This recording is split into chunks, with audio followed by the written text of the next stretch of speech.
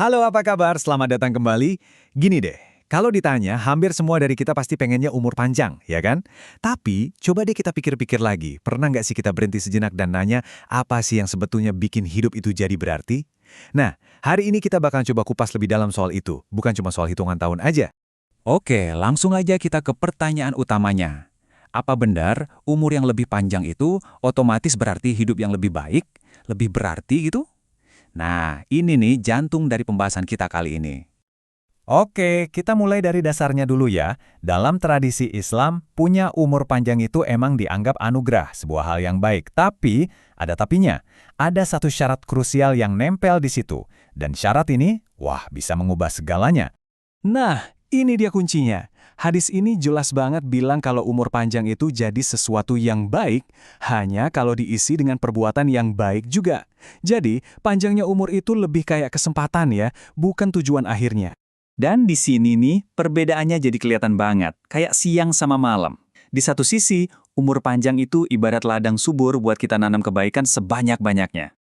Tapi di sisi lain, kalau disia-siain, ya malah jadi tempat buat numpuk kesalahan. Jadi ujung-ujungnya yang nentuin itu bukan berapa lama kita hidup, tapi apa isi hidup kita. Sekarang kita geser sedikit ke sebuah aturan yang mungkin kedengarannya agak aneh, bahkan paradoks. Tapi justru aturan inilah yang nunjukin betapa berharganya setiap detik dari hidup kita. Aturannya simple dan tegas banget. Jangan berharap kematian. Titik. Mungkin kedengarannya aneh ya, apalagi buat orang yang lagi ngerasa di titik terendah, lagi susah-susahnya. Tapi, percayalah, di balik larangan ini ada hikmah yang luar biasa dalam. Jadi logikanya tuh begini, dan ini keren banget. Selama kita masih napas, itu artinya selalu ada kesempatan. Buat orang yang baik, setiap waktu tambahan itu peluang buat nambah kebaikannya. Dan buat yang mungkin pernah salah jalan, setiap detik itu adalah pintu yang terbuka lebar buat tobat, buat jadi lebih baik. Makanya hidup itu berharga banget sampai detik terakhir. Oke, tadi kan kita udah ngomongin soal kuantitas ya, alias panjangnya umur. Nah, sekarang ayo kita geser fokusnya ke kualitas. Kualitas hidup yang ada di dalam umur itu. Dan ini membawa kita ke satu konsep yang penting banget yaitu barakah. Terus, barokah itu apa sih? Gampangnya barokah itu keberkahan. Hidup yang penuh barokah itu mungkin umurnya nggak panjang-panjang amat kalau dihitung pakai tahun. Tapi isinya itu padat, penuh makna. Dan dampaknya warisan kebaikannya itu bisa jauh melampaui usianya sendiri. Nah, inilah ukuran kesuksesan yang sejati.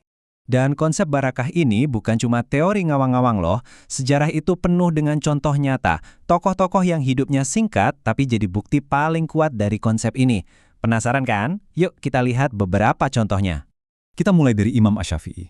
Salah satu raksasa pemikiran hukum Islam. Karya-karyanya itu jadi fondasi buat jutaan orang sampai sekarang. Dan beliau wafat di usia baru 54 tahun. Lanjut, ada Imam Al-Ghazali. Karya-karyanya soal spiritualitas itu masih terus jadi penerang sampai hari ini. Usia beliau saat wafat, 55 tahun. Terus ada Imam An-Nawawi. Ini ulama yang produktifnya luar biasa. Rasanya nggak masuk akal gimana caranya beliau bisa nulis segitu banyak karya masterpiece dalam hidup yang sesingkat itu. Beliau wafat bahkan belum sampai umur 50 tahun. Dan mungkin yang paling bikin kita tercengang, Khalifah yang begitu saleh, Umar bin Abdul Aziz. Reformasi besarnya itu dikenang sepanjang sejarah, mengubah wajah masyarakat, dan beliau wafat bahkan belum genap 40 tahun. Coba lihat deh kontrasnya. Umur mereka bisa dibilang singkat, tapi warisan mereka abadi. Hidup mereka itu definisi sempurna dari barakah. Dampak yang mereka hasilkan jauh lebih besar daripada jumlah tahun yang mereka punya di dunia ini. Semua pembicaraan ini akhirnya mengerucut ke satu kesimpulan yang penting banget buat kita sekarang. Sesuatu yang berhubungan dengan realitas kematian dan betapa mendesaknya waktu yang kita punya. Nah, di sini Imam Al-Ghazali ngasih kita sebuah renungan yang jujur aja nusuk banget.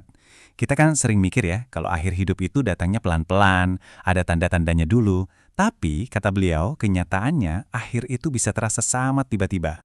Gini loh logikanya. Kebanyakan orang mikir alurnya itu kan hidup, terus sakit, baru meninggal.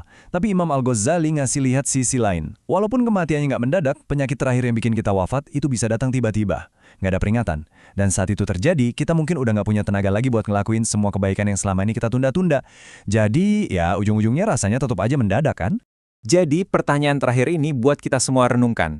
Sadar kalau waktu kita ini terbatas dan akhirnya bisa datang kapan aja, gimana caranya kita bisa fokus nambahin lebih banyak kehidupan ke dalam tahun-tahun kita. Bukan cuma sekedar nambahin tahun ke dalam hidup kita. Sebuah pertanyaan penting kan?